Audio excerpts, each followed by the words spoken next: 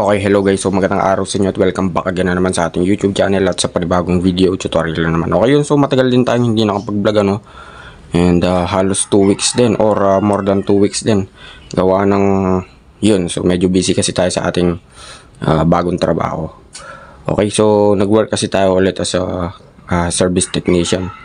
And yun, sa mga susunod na vlogs, iba-vlog natin yung work natin ano, bilang isang mekaniko. Okay, so mabalik tayo sa ating topic. Bali ngayong araw, kung mapapansin nyo, wiring diagram tayo. At tuturuan ko kayo kung paano mag-install ng Night3 Plus Pro Music na po pwedeng stock horn at po pwedeng dual horn gamit ang halo switch or halo switch sa napakadaling paraan. So kompleto na yung mga components natin yan guys. Meron na tayong battery, ignition switch, stock horn switch. Stock horn switch lang pala yung gagamitin natin para hindi na tayo gumamit ng ibang switch. Bali dagdag lang tayo ng halo switch para nga mapagsalit-salita natin itong dalawa na to, itong stock horn at dual horn. Syempre meron tayong relay dyan. And regarding naman sa color coding guys, yung color coding, hindi lahat kasi ng wire or brand ng motor is pare-pares ng color coding, no? Yung color coding ng Honda is magkaiba sa color coding ng Yamaha.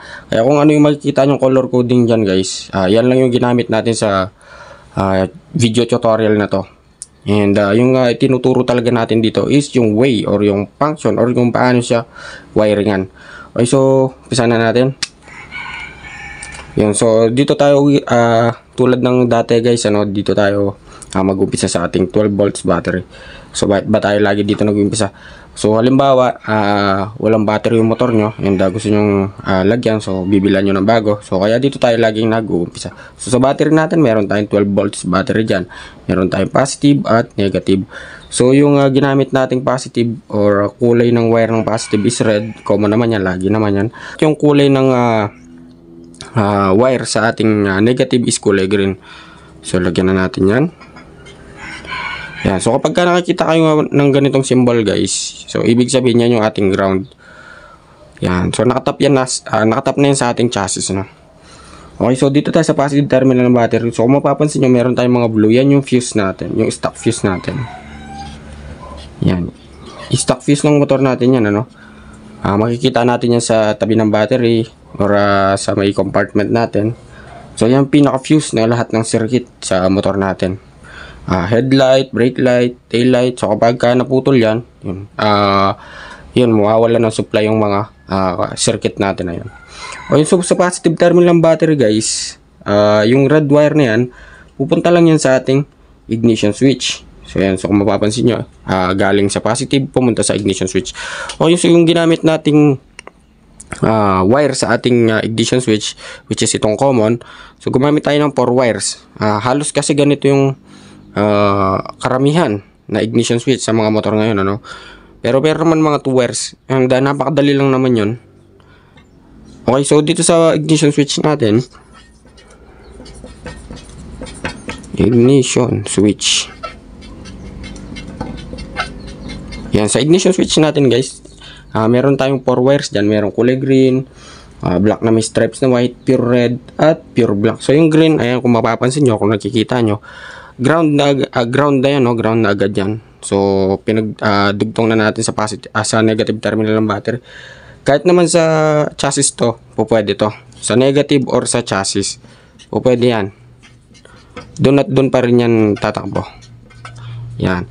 So yung black na may stripes na white naman, yan yung papunta sa ating CDI or yung kill switch. Yan yung pinaka taga-off ng ating engine. Kaya kapag ka-in-off natin yung engine, mamamatay yung ating motor. And yun, so sa may red wire naman, tulad nga ng sabi ko kanina, galing lang yan sa positive terminal ng battery.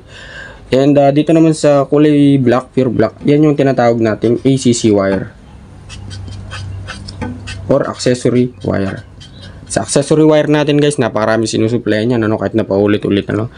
Sinusupply niya yung headlight, brake light, tail light, busina, flasher at iba pa.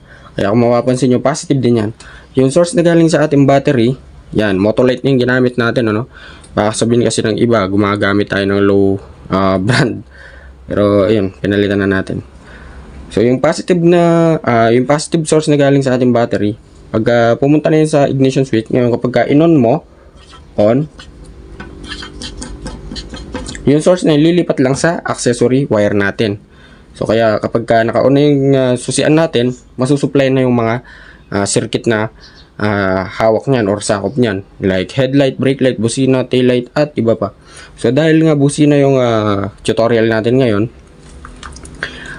yung stock pa to guys, ano, sa part na to, magsimula dito sa switch na to, stock pa yan. So yung isang wire ng ating busina, syempre konektado yan dyan sa may ating accessory wire, kaya kapag pinindot mo to, kukuha ng source accessory wire, lilipat lang sa kabila, itatawid lang dun sa kabila, at susupply niya na yung stock horn natin. Kung i-imagine ninyo, itong wire na to, imagine ninyo wala pa yung Nitri Plus Pro, ang kadugtong yan is ito, kung stock horn pa, no? Ang kadugtong yan is itong red wire ng ating stock horn. So yun yung kadugtong yan, kaya kapag pinindot nyo yun, tutunog na. Sa ground, pwede naman to sa chassis. Yan, chassis to. Or sa negative terminal battery. So kahit alin doon. Same lang din ito. May ground din yung ating dual horn. Yan. May ground din yan. Ngayon, dahil nga maglalagay tayo ng Nitri Plus Pro Music, syempre, i-disconnect na natin yon. Ang ipapalit natin dito sa may common ng ating Nitri Plus Pro Music. So dito muna tayo sa Nitri Plus Pro Music. Sa Nitri Plus Pro Music natin, meron tayong 4 wires dyan. Isang red, blue, brown, at saka yellow. So, kung mapapansin nyo yung yellow, automatically yan yung ating ground. Yan. So, yun guys, ano? Ground symbol, ground symbol, ground symbol. So, pwede na natin lahat yung pagsama-samahin, ano? Yung mga ground na yan, pwede na natin yung pagka-isahin at itap sa may chassis or sa negative terminal ng battery. Pero, recommended natin is sa chassis. Okay, so yung yellow, ground, yung brown, yan yung papunta sa ating busina, no? Pero hindi na natin gagamitin to. Isa lang yung gagamitin natin, which is itong blue. Yung blue at saka brown, guys, papunta lang yan sa busina. Kung dual horn man yung gamit nyo, tig-isa yan. Tig-isang busina yan. Tapos, yung red, yung kung mapapansin nyo, yan yung common natin. So, imagine, putol pa dito yan. Okay? So, yan yung common. Or dito papasok yung positive supply para matrigger yung ating Nitri Plus Pro at mag-supply ng tono papunta sa ating mga busina. Ngayon, dito sa may ating Nitri Plus Pro, meron tayong selector dyan, may mga tono dyan, may mga pagpipilian tayo. Pihitin mo lang yan at maririnig mo na lahat ng options or tono na gusto mo. Ngayon, dahil nga dito natin idinugtong yung stock wire ng ating stock horn switch, so tatakbo na ngayon yan dito sa may ating Nitri Plus Pro. So kapag pinindot mo to, ang matitrigger is yung Nitri Plus Pro na.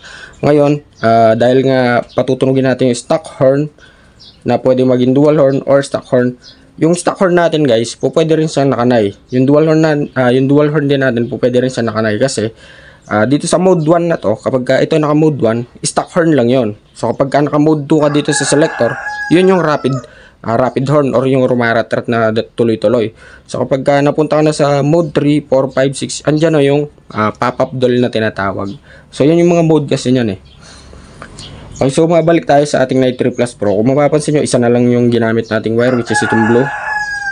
Yung blue na yun, dinugtungan natin ng wire at tumakbo naman yun sa ating halo switch. Dito naman sa halo switch guys, meron tayong 5 wires dyan.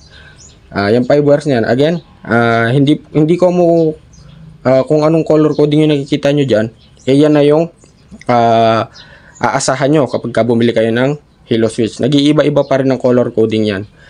Okay, so yung output nitong ating Nitri Plus Pro Music, idinugtong natin dito sa common ng ating halo switch. Dito nga pala sa halo switch natin may 5 wires tayo dyan. Isang red, black, green, yellow at saka white. So itong black na to, white talaga to. Ginawan ko lang kasi ng paraan kasi kapag nilagay natin ng white dyan, hindi na siya visible sa ating band paper. Kaya ginawa ko lang ng black para maging visible siya. So sa ating sa ating halo switch, meron din tayong common dyan. Meron tayong normally close at normally open. At syempre meron ding ilaw yan. So unahin natin itong dalawang wire sa taas na to, which is itong red at saka black. So itong red na to, yan yung ating positive at negative. Sa ilaw lang yan guys, ano? Yan. Sa ilaw lang yan, para umilaw lang yung ating halo switch. Ngayon dito may natitira pa tayong tatlong wire. At kayo na nga palang bahala kung i-connect nyo pa to or hindi na, no? Discard nyo na yon. O pwedeng i-tap nyo to sa may accessory wire at saka ground lang din. So, ganun lang kasimple. And ito sa tatlo na to guys, ito yung pinaka main character natin or yung pinaka importanteng wire natin para mapagpalit-palit natin yung stock horn to Night 3 Plus Pro to dual horn, no? Okay, so dito sa ating halo switch, meron tayong common dyan. So, kung mapapansin nyo, ito na yung yellow natin. So, yung common natin. So, ibig sabihin dyan, papasok yung pinaka-supply para ibato sa dalawang busina natin. Sa stock horn at saka sa dual horn.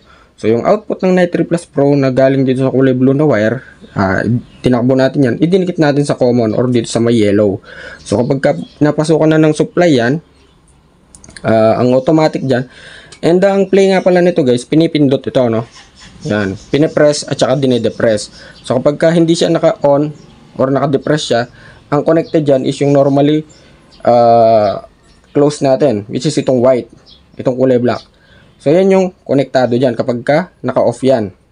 So meaning to say, kapag naka-off tong ating Night 3 Plus Pro, laging connected itong stock horn natin or laging trigger or siya yung laging tumutunog. So kapag binindot mo to, yan, yung supply galing sa stock horn sa accessory wire, stock horn switch, tatakbo sa Night 3 Plus Pro, tutunog na yan, pupunta na yan sa ating halo switch at didiretso na yan dito sa ating stock horn. So pop-up dull pa rin yan, may Night 3 Plus Pro pa rin yan. So kung nag-aalala naman kayo, baka mawala yung stock horn nyo, hindi mga boss, hindi mawawala yung stock horn kasi nga yung mode 1 ng ating Night 3 Plus Pro is normal na busina. So, kung paano ka bumusina, ganun din yung tunog ng ating stock horn. So, kung sinelect mo naman yung number 2, mode 2, rapid horn naman siya. Gets nyo ba? Ngayon, balik tayo dito. So, connected na yung dalawa natin, ano? Yung common at yung normally close. So, dito naman tayo sa green wire. Ngayon, kapag pinindot mo, inon mo na itong ating halo switch, pinrest mo na, magdi-disconnect na to guys, ano? So meaning to say, mawawala na ng connection yung stock horn natin. Mapupunta na or malilipat na siya sa green wire or yung normally open. So sa normally open natin, kita nyo naman yung green wire, ang karugtong yan or papunta na yan sa ating relay. Kasi nga dual horn na yung sinusuplayan yan or yung patutunugin niya. So sa dual horn natin, kailangan natin ng relay kasi nga malakas na yung tunog niyan. So sa relay natin, meron tayo number 30, meron tayo number 85, meron tayo number 86 at 87. So sa relay natin guys, automatically yung 30 diretso yan excuse me, diretso yan sa positive terminal ng battery. Kung mapapansin nyo, red wire yung number 30, tinakbo na agad natin sa positive terminal ng battery, tinap natin dyan at binauna natin ng fuse. 10 amps or 15 amps po pwede. Basta wag nyo kakalimutan yan. Lagi yan kahit anong mangyari. For safety purposes. Para iwas sunog or para iwas short circuit. Tapos na yung 30 natin, ano? Next naman is yung 86. Yung 86, ayun, kita nyo naman galing yan sa ating halo switch, which is siya yung positive. Tapos yung 85, kita nyo naman ground. Connected na yun sa chassis. Or galing yung ground natin sa chassis. Ayan. So yung 85 natin, yan yung negative. Sa relay natin mga bossing, kailangan kasi ng trigger nito, no? Or positive at negative. Regardless kung saan papasok. Pwedeng yung 85 siya yung maging positive or mapalit dito. Or yung positive na galing sa halo switch or itong green switch, pwede natin itap sa 85. At yung 86 siya yung maging ground. So pwede yun, pwede maging magkabaliktad yan or reverse polarity or vice versa. Ngayon, okay na yung positive at negative, okay na rin yung 30. Yung output na lang. So kapag pinindot mo to mga bossing, matitrigger na agad yan yung 86 at 85. Magsusupply na ngayon ng current itong ating relay papunta sa or palabas sa 87 at yung 87 tatakbo na yan sa ating dalawang busina. Yan. Positive pa rin yan. At mapapatunog mo na ngayon itong ating dual horn na may Night 3 Plus Pro Music syempre. So ganun lang kasimple mga boss, ano. And huwag kayong mag-alala baka mawalan yung or mawala yung stock horn nyo. Hindi mga boss, kasi nga yung mode 1 natin is normal na busina yan. So kung paano mo pindutin yung normal na busina, ganon din tutunog. Ngayon kapag minood to mo, syempre, pindutin mo na matagal, rarat-rat yung iyong busina. Ngayon kung gusto mong pagpalit-palitin yung dalawa, stock horn to loud horn, press and depress mo lang to. So pindot, on and off mo lang to. Magpapalit na yung dalawa na yan.